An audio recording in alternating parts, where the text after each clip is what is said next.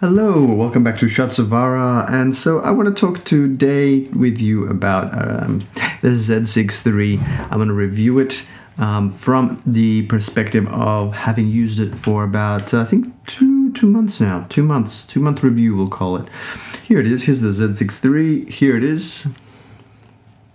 It is. I've got it set up with a light here because it's cold. Now dark. It's dark in the mornings, so I do like some filming. I turn it on like this, and we have like kind of film like this. That's kind of like how I film it, right? I use it as a primary vlogging camera. Now, it's a primary vlogging camera, but and it's probably the best vlogging camera you can get as a video camera for Nikon, with the exception of, I guess, the Z30. And honestly, if they took out this eyepiece, I would be much happier. It would be a much lighter camera. Just make the camera lighter. So I want to talk about my experience with it. I'm not completely happy with it as a vlogging camera. Part of me would have liked it to be a lot more like the ZVE1. I'm really just waiting for a Z30 with 10-bit, and once that comes through, I will most likely move on from this. I have not shot one photo on the Z6 III. I use that Z8 for pretty much everything when it comes to taking photos. So a full frame would be a preferred for me. Full frame with IBIS, no EVF. Half the weight of the Z6 III, so you can kind of like hold it. If they could do that, I mean that's really it. I would go for an APS-C with the IBIS and the lenses that they have for APS-C cameras. But essentially, that's what I use the Z6 III for, just for filming. I mean, it's a good camera. I'm not complaining in that respect. I'm happy with it as a video camera. I just think that I've missed the mark when it comes to the use case, because I've stuck with Nikon. I guess I'm happy that they're moving to red and they're doing the whole video thing.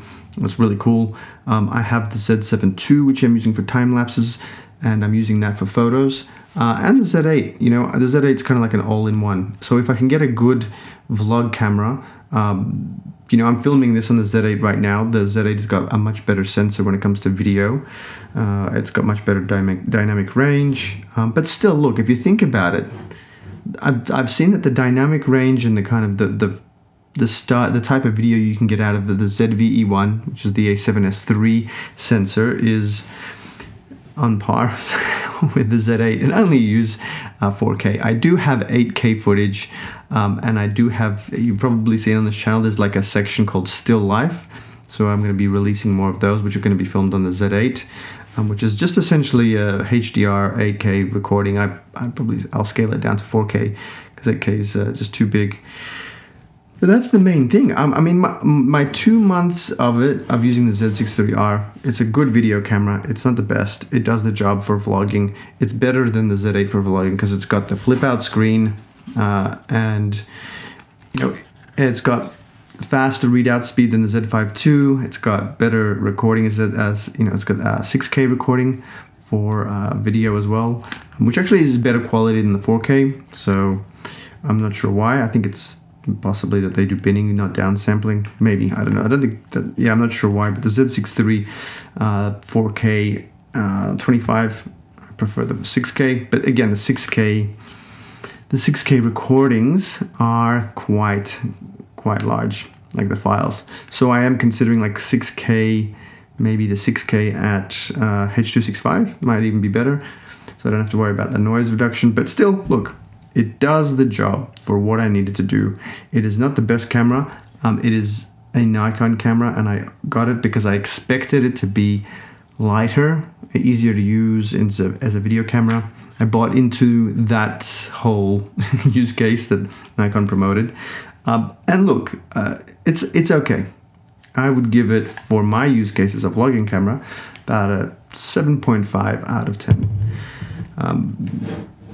Now Nikon, if anybody from Nikon ever sees anything related to this video, please release a camera like the Z30, but full frame and with at least 10-bit recording, because the 8-bit unfortunately is just too easy to clip with the stuff that I'm recording.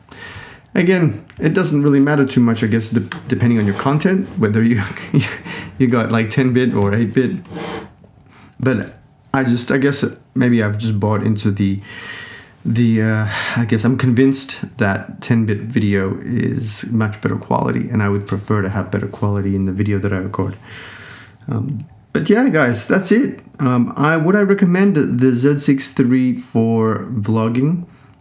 If you are in the Nikon system and you're looking for a vlogging camera and you have the budget, go for the Z6 III over the Z5 II. And the reason I'm saying that is because the Z5 II readout speed isn't the best, and it doesn't have as many of the video modes that you would want. Like the Z6 III's got RAW, 6K, 120 frames per second at I think 4K, and it's also got 240 frames per second in HD.